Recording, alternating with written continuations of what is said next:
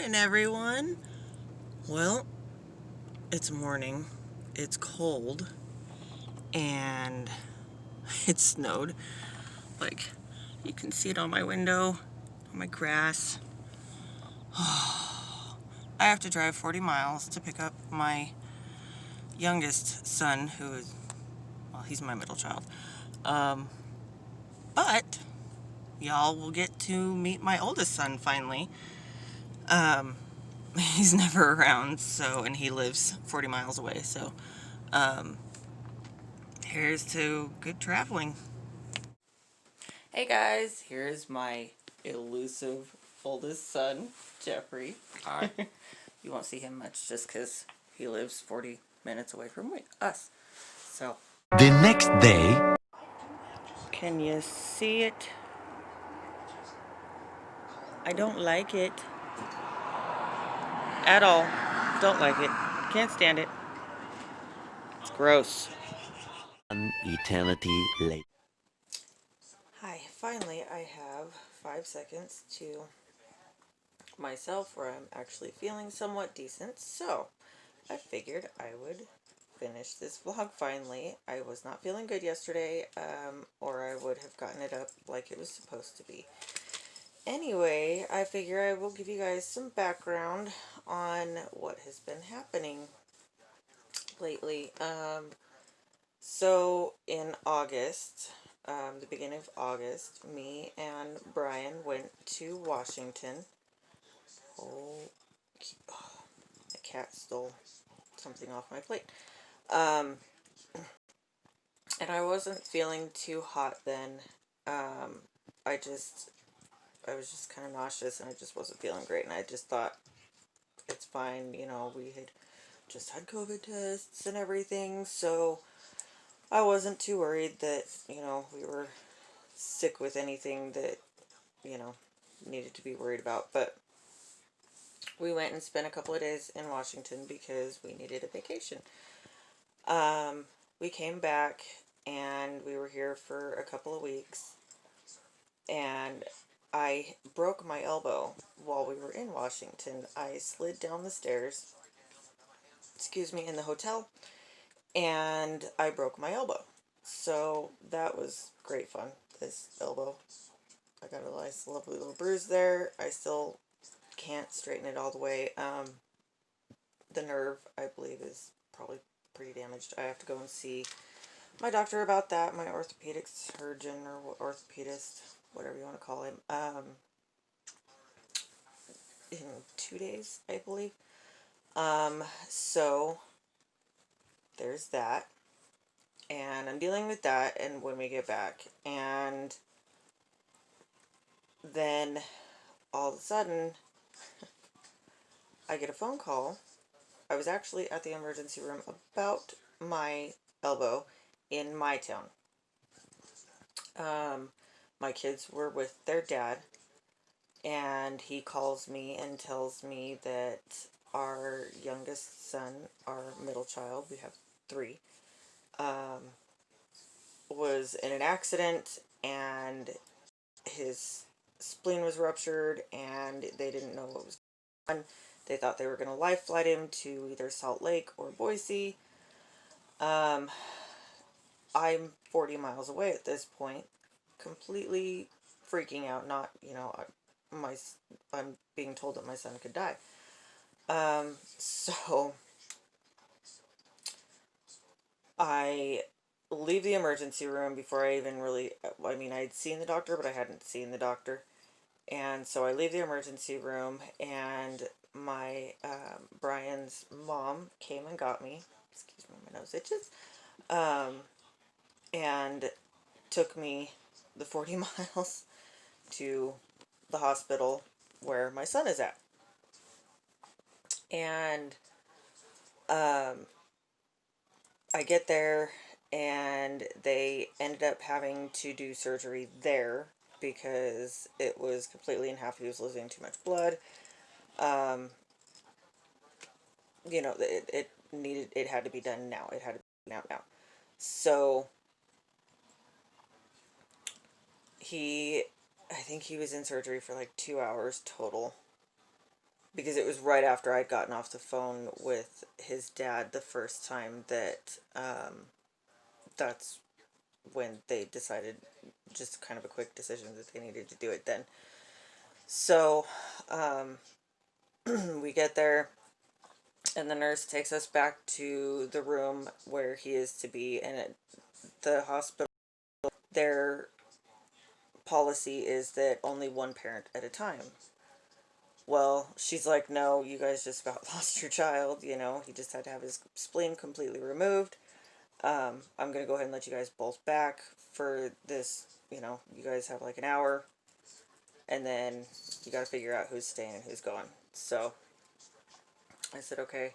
We went back, and he came out, and I will put a picture here, a picture here of what he looked like.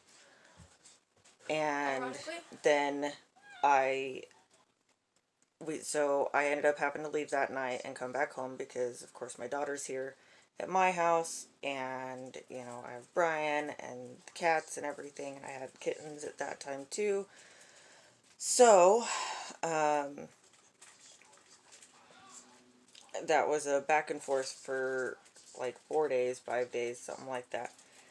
And then when he was released, we had him come home,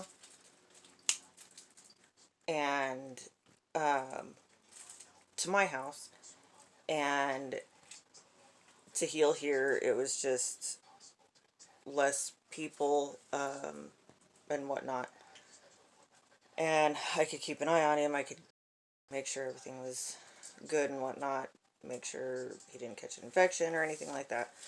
So because they had a COVID scare at their dad's house, so he couldn't actually even go into the hospital and see him after that first night. But then just 2 short weeks later, I get the phone call that their dad had passed away. He overdosed. It was ruled a multi-drug overdose of fentanyl and oxycodone. He was buying and selling these pills that were cartel, I guess, made.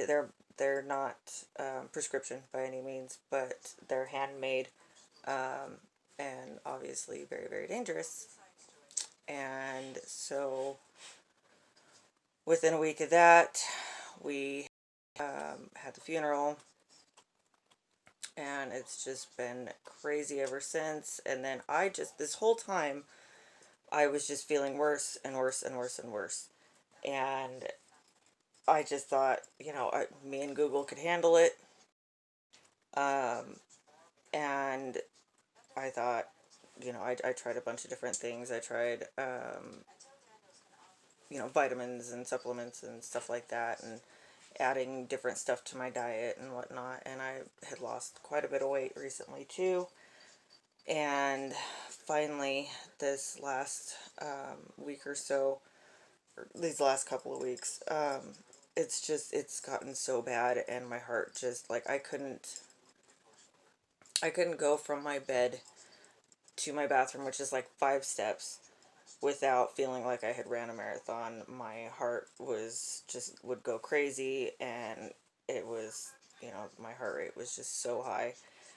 And so I went into the doctor one day, and of course, as this happens, I break a tooth that I end up having to go get pulled, which I'm healing from currently.